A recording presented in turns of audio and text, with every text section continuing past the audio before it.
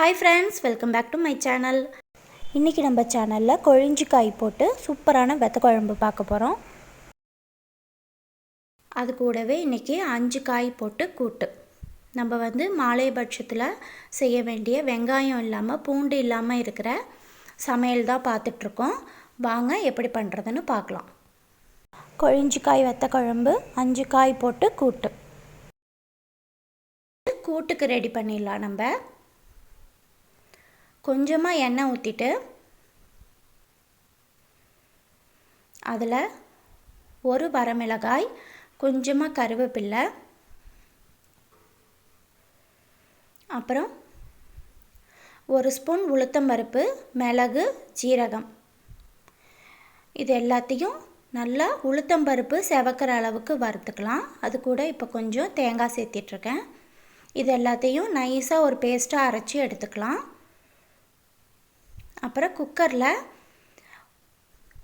ஒரு பெரிய கரண்டி சைஸ் அளவுக்கு பாசிப்பருப்பு எடுத்துகிட்ருக்கேன். அது கூடவே இன்றைக்கி நான் புடலங்காய், பூசணிக்காய், சேனைக்கிழங்கு, அப்புறம் ஒரு அரை பீஸ் வாழைக்காய், அப்புறம் கொண்டக்கடலை, இந்த 5 காயும் போட்டுட்ருக்கேன்.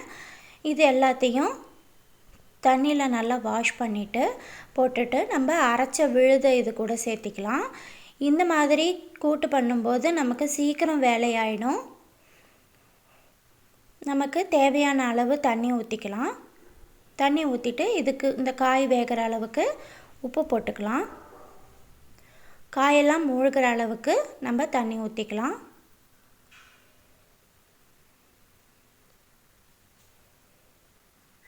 இன்னும் கொஞ்சம் தண்ணி வேணும், நான் ஊற்றிக்கிறேன். இது கூடவே ஒரு மீடியம் சைஸ் தக்காளி அதுவும் சேர்த்திட்ருக்கேன். இப்போ இதை க்ளோஸ் பண்ணி 2லேருந்து 3 விசில் விட்டுக்கலாம்.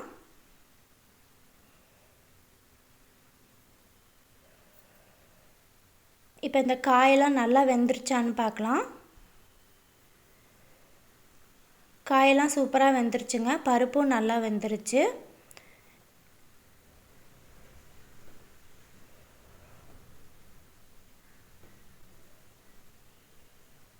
இதுக்கு இப்போ நம்ம தாளிச்சு கொட்டிடலாம்.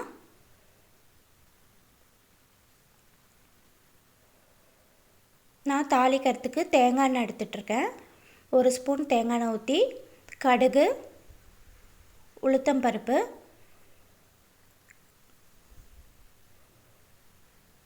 கருவேப்பிலை தழை, இது எல்லாத்தையும் தாளிச்சிட்டு அதில் கொட்டிடலாம். கூட்டுக்கு தேவையான கன்சிஸ்டன்சி வர அளவுக்கு கொஞ்சமாக தண்ணி ஊற்றி கலந்துக்கலாம்.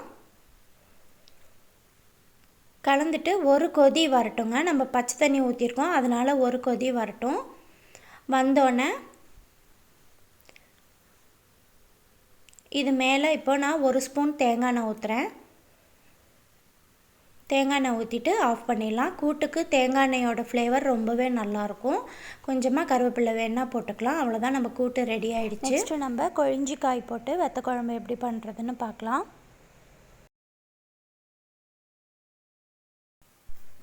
இதுக்கு நல்லெண்ணெய் சேர்த்திக்கலாம். நல்லெண்ணெய் சேர்த்திட்டு நல்லெண்ணெய் காஞ்சோன்னா கடுகு, ஒரு வரமிளகாய், கொஞ்சமாக உளுத்தம்பருப்பு, கொஞ்சோண்டு வெந்தயம். இப்போ கொழிஞ்சி காயை கட் பண்ணிவிட்டு இது கூட சேர்த்திக்கலாம். நீங்கள் இன்னும் சின்ன பீஸாக கூட கட் பண்ணிக்கலாம். இதை நல்லா ஒரு 5 நிமிஷம் நல்லா வதக்கி கொடுத்துக்கோங்க.